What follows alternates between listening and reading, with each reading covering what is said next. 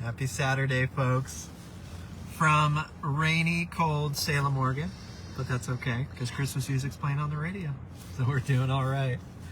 Hey, we want to share some thoughts from you, with you today. Just something I was thinking. I was doing my devotions earlier this morning. It was John 11. And here's kind of what I was thinking, right? Is it's a familiar story, you know, Jesus' encounter with Lazarus and bringing Lazarus back from the dead. And so there, you know, there's kind of the scene going on where Jesus is, you know, he waited 2 days before he showed up there. There's the famous Jesus wept moment. There's a lot going on in this chapter. But one thing I think is interesting is there's a point when Jesus is finally kind of standing in front of the tomb. He's got Martha with him, and he says, "Martha, let's get the tomb. Let's open up the tomb." And Martha says, "Well, Jesus, it's going to be stinky in there. If we open that thing up, it's going to be stinky." And what he says to her is, "Did I not tell you, if you have faith in me, you will see the glory of God?"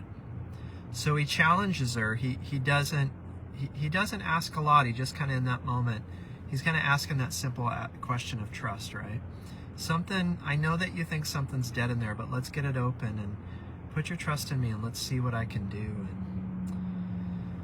And here's kind of why that struck me, especially this morning, is you know, there were a lot of good things happening when Jesus was walking the earth at that time. There's some craziness, but there were some cool things going on. And in this season, there is a lot of cool things going on. If you're in the pastoral or the ministry world, this is a busy time. It's cool, it's fun stuff, but it's busy stuff. There's a lot of distractions, a lot of really cool stuff going on, a lot of distractions. But here's kind of what tends to happen in the busy time. What we tend to let die is some of those commitments that we've made. Those commitments that perhaps we've made to give God glory in the way that we treat our bodies, our physical bodies. Perhaps the commitments that we made that we're going to seek faithfulness over fitness. Because remember that fitness is just a byproduct of faithfulness, right? But the goal isn't fitness, it's faithfulness. But perhaps in this season, with all the cool stuff going on, all the distractions, all the busyness, you've kind of maybe, and I'll say for myself, even some of the commitments that I made to have some health goals because I wanted to honor God with my body, those commitments have kind of died. So here's the challenge this morning, I think, is to be willing to look at the current reality and kind of roll back the tomb on maybe some of the stuff that we've decided to let die, that we've said, you know what, that commitment, that thing's dead. I don't want to look at it because it's probably stinky. Maybe you feel a little bit of a thing on you, just a little conviction, saying, you know what, I don't want to look at that commitment I made because I have been honored. It's pretty stinky. But I wonder if God would say to us in this season, like, hey, you made some commitments. Let's roll back the tomb. Let's take a look at it, and maybe I can do something with a little bit of faithfulness and trust. Maybe God is wanting to do something with you in this season.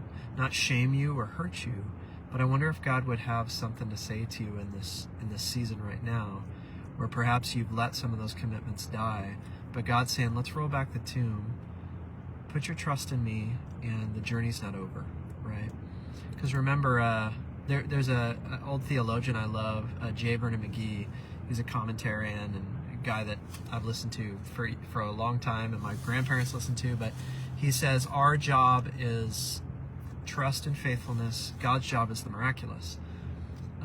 So I wonder what God can do in the moment of us facing some of those things that we have, those commitments we've turned our back on, rolling back the tomb on it. I wonder what God can do with our willingness to look at that stuff in the face and go, okay, God, I'm going to trust you with this. I'm going to trust you with these commitments. I'm going to trust you with this.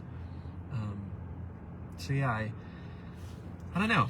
That's just something I was thinking this morning. Maybe you find yourself in a space of, I want to continue with my commitments, but I don't want to look at them. I've fallen so far off the track that I didn't want to look at it. Maybe God would say to us this morning, man, you know, if you put your trust in me you might just see the glory of God displayed here. But put your trust in me. Put your faith in me when it comes to this. Because in the same way that God took some bread and fish and he turned it into the miraculous, maybe he can take that commitment that you made to honor him with your physical health, and he can do something pretty miraculous with it. Maybe it's a meal plan, or maybe it's I don't know, whatever it is. But I wonder what God can do if we're willing to commit it to him, in this season. Anyway, that's all I got.